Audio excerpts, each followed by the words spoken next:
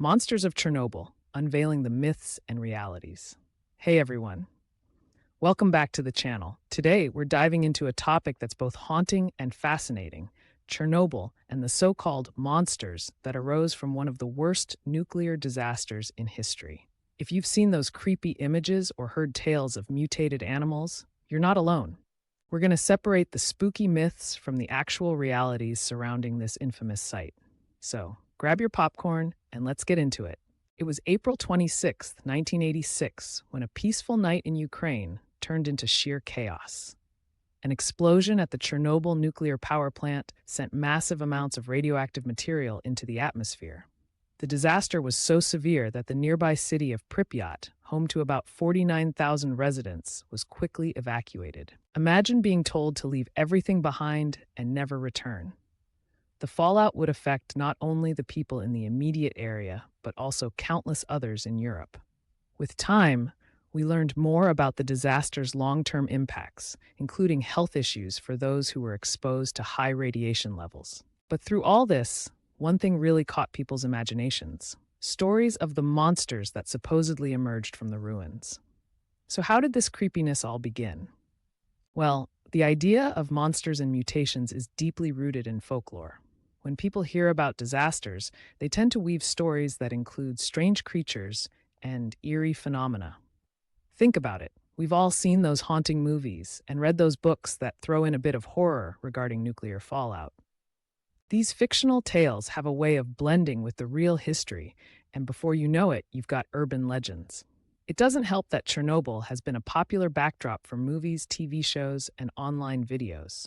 The mix of fear and curiosity has only amplified these tales, but today we're here to bring some much-needed clarity. Now let's chat about the actual changes happening in the Chernobyl exclusion zone. Studies of the area have uncovered some pretty wild things. For one, there are reports of wildlife adapting and even thriving in this once dangerous environment. Animals like wolves and birds have been spotted returning, and they seem healthier in some instances. But here's the twist. Scientists have also come across some mutations. It's not all incredible success stories. Some animals show deformities, which makes you wonder about the impact of radiation long term. That being said, let's not forget the pack of stray dogs that call Chernobyl home. These dogs are a compelling story of survival. They've adapted to the radioactive environment, and many have been studied to understand how they cope with the absence of humans in their territory. Researchers have found them living in packs, and they're not nearly as dangerous as you'd think. They're more like furry reminders of the past. Even plants aren't exempt from the craziness. Some researchers have noticed that certain plant species are thriving in the contaminated soil, revealing surprising resilience. It's a rather fascinating case of nature fighting back against disaster. So, let's get real for a second. Why do we find ourselves so drawn to the concept of monsters? Part of it is human nature. We're wired to be curious about the unexplained and to fear what we can't understand. The fallout of Chernobyl has definitely struck a chord in cultural media over the years.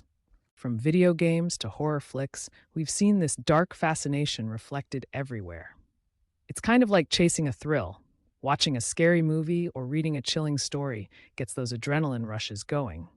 While they're mostly just tales, they draw us in, allowing us to scratch that itch for understanding the unknown. So, what have we learned about the monsters of Chernobyl?